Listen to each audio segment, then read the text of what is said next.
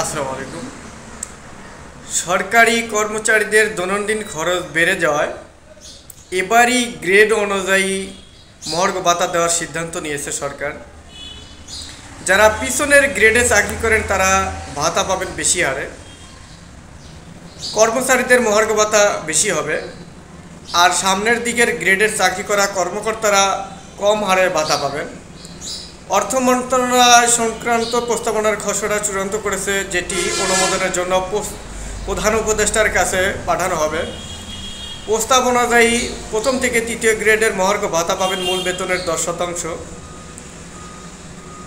আর চতুর্থ থেকে দশম গ্রেড মূল বেতনের 20%, 11 থেকে 20 গ্রেড মূল বেতনের 25%।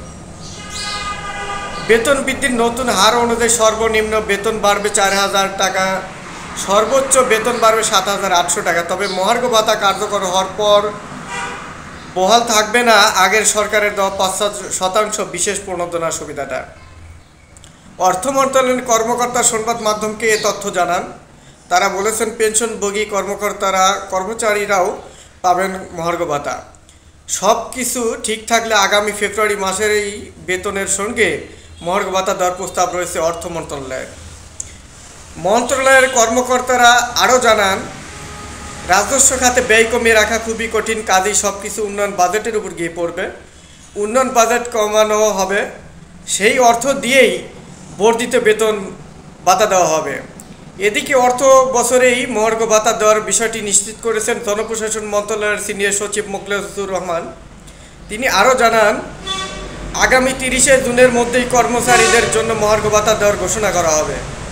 তবে কত শতাংশ মহার্ঘ ঘোষণা করা হবে সে বিষয়ে কিছু জানা নেই তিনি। আরও জানানো হয়েছে যে সরকারের সব খাতে মহার্ঘ ভাতা দেওয়ার প্রস্তাব পড়ে বেসরকারি কর্মজীবী ও সাধারণ মানুষের উপর।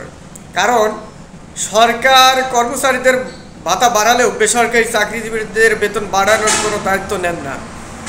এ কারণে 21 লক্ষ সামরিক বেসামরিক কর্মচারীর বেতন বৃদ্ধির জাতাকলে পিষ্ট হয় সাধারণ জনগণ। সবাই ভালো থাকুন, সুস্থ থাকুন। আসসালামু আলাইকুম।